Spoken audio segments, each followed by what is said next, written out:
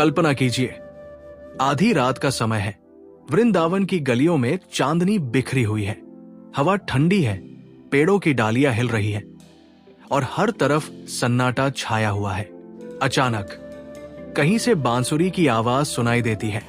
वो धुन इतनी मधुर है कि सुनते ही ऐसा लगता है जैसे किसी ने दिल की गहराइयों को छू लिया हो। गोपियां नींद से जाग उठती हैं, पक्षी अपने बसेरों से उड़ पड़ते हैं और बरसाना में एक युवती अपने पलंग पर करवट बदलते हुए अचानक उठ बैठती है। उसके होंठ कांपते हैं, आंखों से आंसू बहने लगते हैं और वो धीरे धीरे कहती है, कृष्ण। लेकिन ये कैसा रहस्य है? क्यों उस धुन ने उसकी आत्मा को हिला दिया? कौन है ये बांसुरी वाला और क्यों उसकी धुन सुनते ही राधा की आंखें छलक गईं? दोस्तों, आज मैं आपको सुनाने जा रहा हूं वो कथा जो सिर्फ प्रेम नहीं बल्कि भक्ति और आत्मा का सबसे उच्च स्वरूप है। ये है राधा और कृष्ण की अमर प्रेम गाथा। बहुत समय पहले ब्रज भूमि में दो गांव थे, गोकुल और बरसाना। गोकुल में रहते थे नंद बाबा, यशोदा और उनके लाडले पुत्र कृष्ण। बरसाना में रहती थी एक अनुपम सुंदरी राधा। कृष्ण बचपन से ही शरारती थे।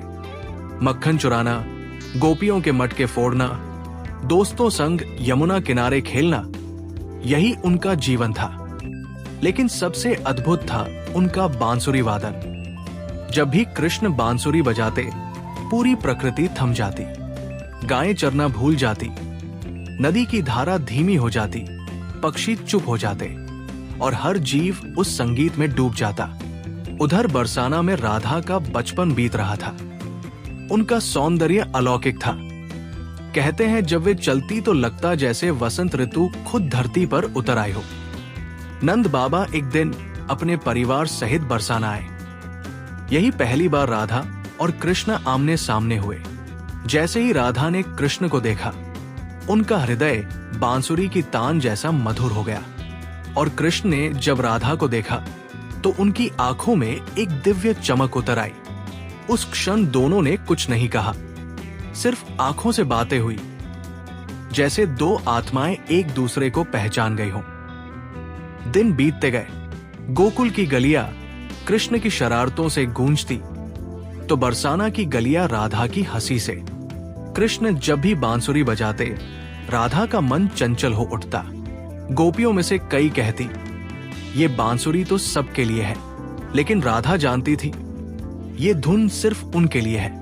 यमुना किनारे जब कृष्ण अपने मित्रों संग गाय चराते तो अचानक राधा प्रकट हो जाती। कृष्ण मुस्कुराते और राधा आंखें झुका लेती। बिना बोले, बिना कहे, प्रेम की भाषा अपने आप चल पड़ती। धीरे धीरे उनका मिलना जुलना बढ़ा। गोपियों को ये बात खटकने लगी, कुछ तो ईर्ष्या करने लगी। कृष्ण हम सबके हैं, सिर्फ राधा के क्यों? लेकिन कृष्ण का मन जानता था कि राधा ही उनकी आत्मा है। एक रात राधा को सपना आया। सपने में उन्होंने देखा कि कृष्ण किसी बड़े कार्य के लिए अवतरित हुए हैं। वे सिर्फ उनके नहीं, पूरे संसार के हैं।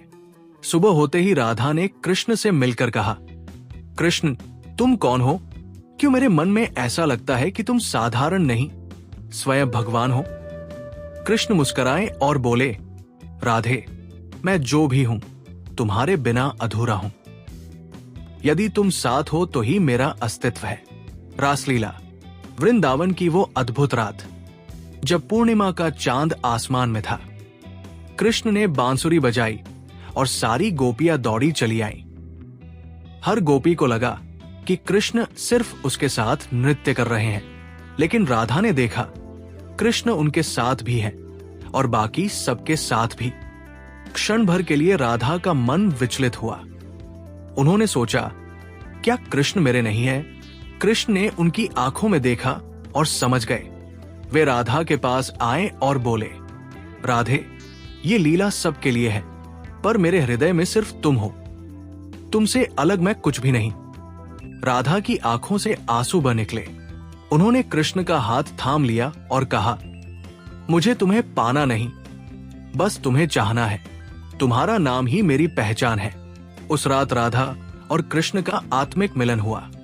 ये मिलन शरीर से परे था, ये आत्मा और परमात्मा का संगम था। लेकिन इसी बीच मथुरा से संदेश आया, कंस को मारने के लिए कृष्ण को वहां जाना होगा।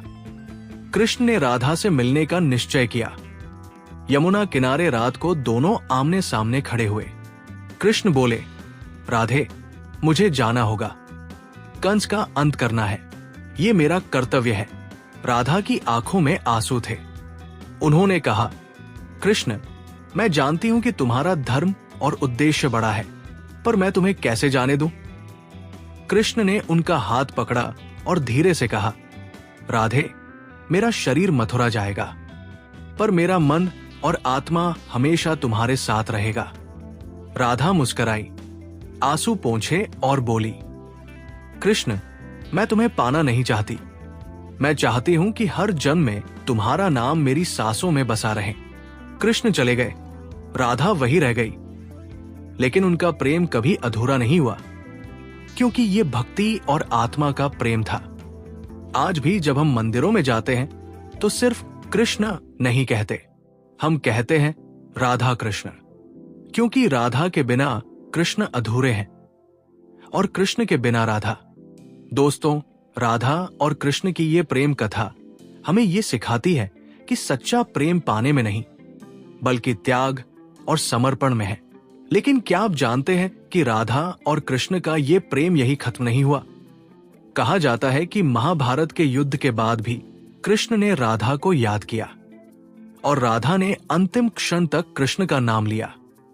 तो सवाल यह है, क्या राधा और कृष्ण फिर कभी मिले?